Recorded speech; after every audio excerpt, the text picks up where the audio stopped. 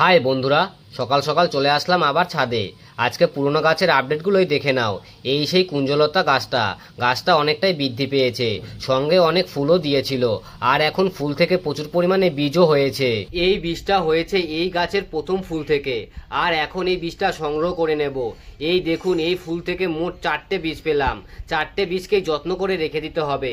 বৃষ্টিটা একটু কমলেই নতুন চারার জন্য বসিয়ে দেবো। আর এই দেখুন, দুটো বোম্বাই লঙ্কা মা পাশের বাড়ির থেকে নিয়ে এসেছে। আমাকে বললো দুদিন রোদে রেখে লঙ্কা দুটোকে একটু শুকিয়ে নিয়ে তারপর বীজগুলোকে বসিয়ে দিতে। তারপর দেখে নিন এই সুন্দরী দোপাটি গাছটাকে সবজি গাছের গোড়ার থেকে তুলে এনে লাগিয়েছিলাম। পুরনো দোপাটি গাছের বীজ পরেই হয়তো হয়েছিল, অনেক দিন ধরেই ফুল ফুটছে। এই দেখুন, পুরনো ফুলগুলি থেকে কিছু পরিমাণে বীজও হয়েছে। গাছের গোড়ায় সামান্য পরিমাণে ঘাস জমেছে। আজকে এই ঘাসগুলোকে পরিষ্কার করতেই হবে। গোড়াটাকে একটু খুঁচিয়ে মাটিটাকে নরম করে দেবো, যাতে হাওয়া চলাচলে অনেক সুবিধা হয়, আর এতে গাছের শিকড়ও অনেক ভালো থাকে। যাই হোক, এবার দেখে নিন পর্তুলিকা গাছগুলিকে। এই গাছগুলি 4-5 দিন হয়েছে লাগিয়েছি, এখনই কত সুন্দর গ্রোথ হতে শুরু করেছে, আর গাছগুলি প্রচুর পরিমাণে ঝাঁকড়াও হচ্ছে।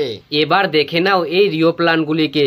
এই গাছগুলির গ্রোথও খুব সুন্দর হয়েছে, আর প্রত্যেকটা গাছের গোড়ার থেকে প্রচুর পরিমাণে নতুন নতুন চারা তৈরি হয়েছে। মোটামুটি ভাবে 1-1.5 মাসের মধ্যেই এই টবও ভরে যাবে রিও প্লান্টে। এত পরিমাণে নতুন চারা তৈরি হচ্ছে, আর দেখতেও এত সুন্দর লাগছে যে চোখ ফেরানো যাচ্ছে না। সবশেষে রয়েছে এই স্পাইডার প্লান্টটা। কত ছোট গাছ লাগিয়েছিলাম, এখন কত বড় হয়ে গেছে, আর এখন এর কালারটা যা এসছে বলে বোঝানো যাবে না, জাস্ট অসাধারণ।